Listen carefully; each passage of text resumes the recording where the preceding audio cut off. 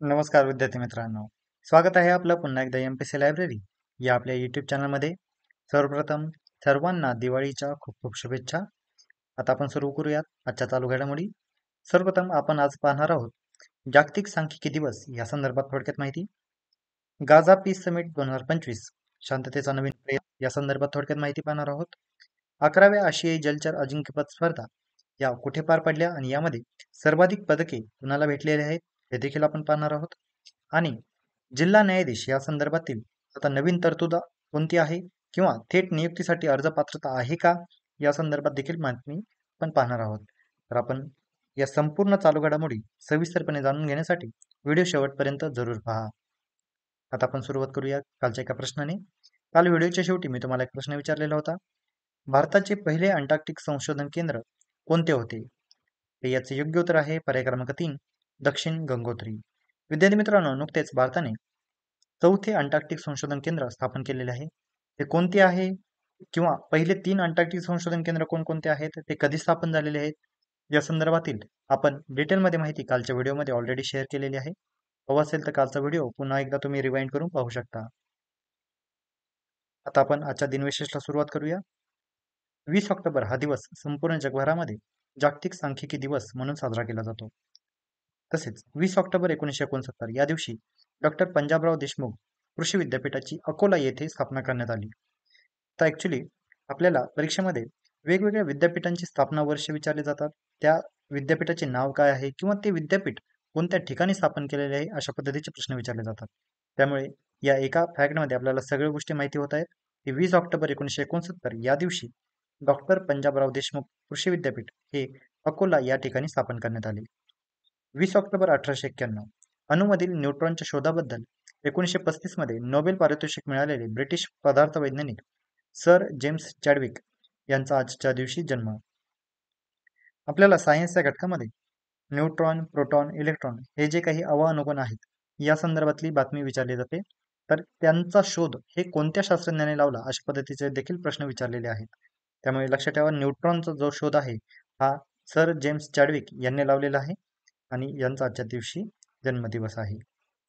20 October 1916 लोकशाहीर मेहबूब हुसेन पटेल उर्फ शाहीर अमर शेख यांचा आजच्या दिवशी जन्म.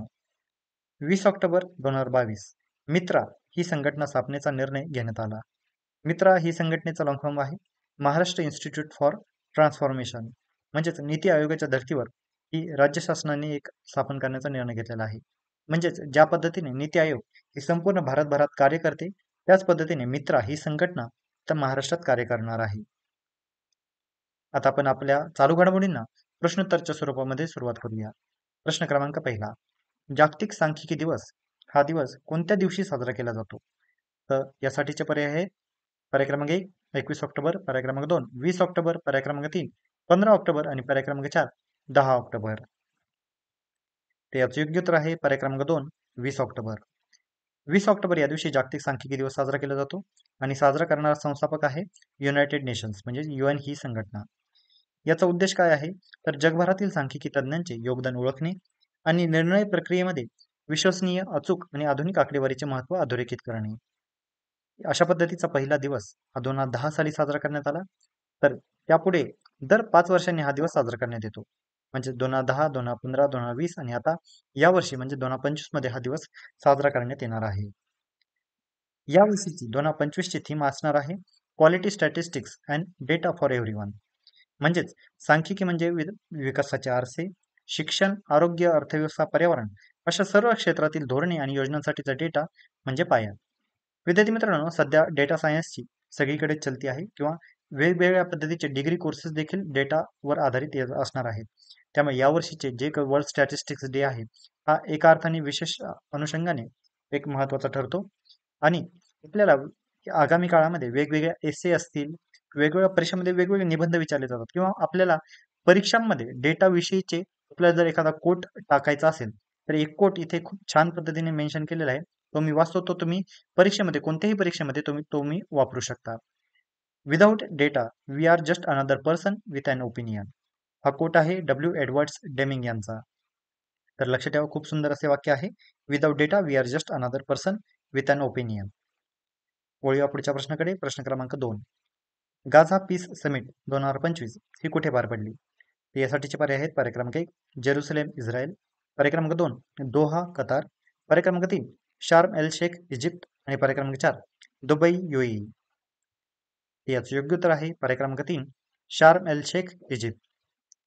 तर गाझा पीस समिट 2025 ही 13 ऑक्टोबर 2025 रोजी शार्म एल शेख इजिप्त या ठिकाणी पार पडली. या एकंदरीतच पीस समिटचं उद्दिष्ट काय होते? तर गाझा पट्टीतील युद्ध समाप्त करून मानवी मदत पुरवणे, पुनर्वसन योजना ठरवणे, स्थायी शांततेचा आराखडा तयार करणे या प्रमुख उद्दिष्टांसाठी ही शिखर परिषद आयोजित करण्यात आलेली होती. यामध्ये मुख्य सहभागी देश कोणते होते? तर इजिप्तचे राष्ट्राध्यक्ष Abdel Fattah al Sisi, obviously त्यांच्याच राष्ट्रामध्ये ही परिषद आयोजित करण्यात आलेली होती, त्यामुळे त्यांचे राष्ट्राध्यक्ष सहभागी होते. तसेच अमेरिकेचे राष्ट्राध्यक्ष डोनाल्ड ट्रम्प, त्यासोबतच सुमारे 30 देशांचे प्रतिनिधी या परिषदेत सहभागी होते. मात्र जे सगळ्यात प्रमुख देश आहेत, म्हणजे ज्या 2 देशांविषयी ही समिट आयोजित करण्यात आलेली होती, ते म्हणजे इस्रायल आणि पॅलेस्टाईनमधील हमास यांनी सहभाग घेतलेला नव्हता आणि भारताकडून देखील मोठा सहभाग यामध्ये झालेला नव्हता. भारताला या पीस समिटचे आमंत्रण होते, परंतु भारताने या परिषदेमध्ये समाविष्ट होण्यास म्हणजे जरी होकार दिलेला असला तरी एक छोट्या लेवलचे अधिकारी म्हणजेच कम्पॅरेटिव्ह छोट्या लेवलचे अधिकारी या परिषदेमध्ये पाठवण्यात आलेले होते. एकंदरीतच ही समिट अमेरिकेचे राष्ट्राध्यक्ष डोनाल्ड ट्रम्प यांच्यासाठी फार महत्वाची होती, कारण त्यांचं असे म्हणणे आहे की त्यांनी इस्रायल आणि हमास म्हणजे पॅलेस्टाईनमधील युद्ध थांबवलेले आहे आणि लाखो लोकांचे प्राण वाचवलेले आहे. त्यामुळे त्यांना या गाझा पीस समिटद्वारे जगासमोर स्वतःचं महत्त्व सांगण्यासंदर्भातची एक संधी मिळणार होती. त्यामुळे गाझा पीस समिटला त्यांनी एक खूप पद्धतीचे महत्त्व दिलेले होते आणि कदाचित याच कारणामुळे इस्रायल असेल, पॅलेस्टाईन असेल, इव्हन भारताकडून देखील एक अल्प प्रतिसाद या परिषदेला देण्यात आलेला आहे.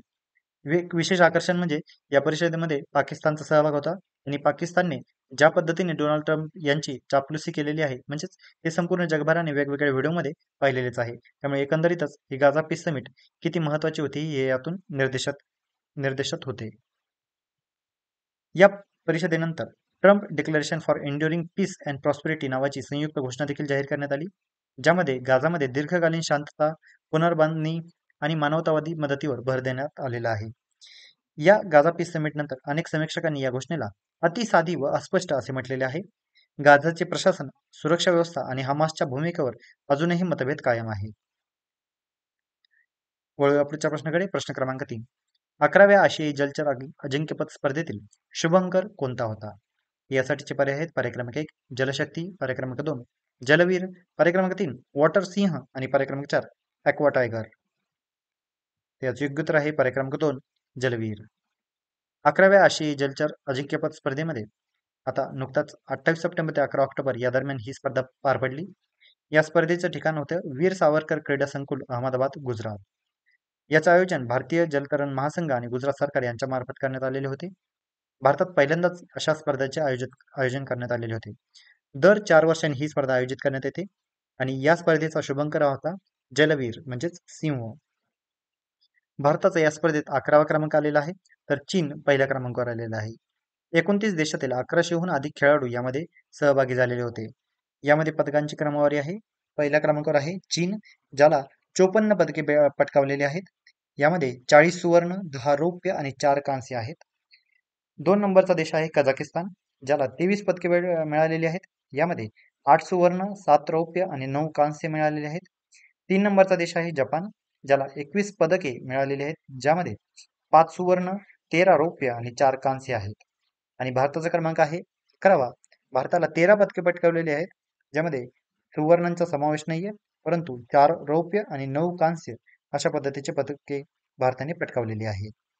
तर लक्षात असू द्या, परीक्षेच्या अनुषंगाने महत्वाची अशी आहे, कारण पहिल्यांदाच अशा पद्धतीची स्पर्धा ही भारतामध्ये होत आहे. पुढचा प्रश्न पाहूया. प्रश्न क्रमांक 4. सुप्रीम कोर्टाच्या निर्णयानुसार जिल्हा न्यायाधीश पदासाठी थेट नियुक्तीसाठी किती वर्षांचा अनुभव आवश्यक आहे? यासाठीचे पर्याय आहेत पर्याय क्रमांक 1 5 वर्ष, पर्याय क्रमांक 2 6 वर्ष, पर्याय क्रमांक 3 7 वर्ष आणि पर्याय क्रमांक 4 10 वर्ष. याचे योग्य उत्तर आहे पर्याय क्रमांक 3 7 वर्ष.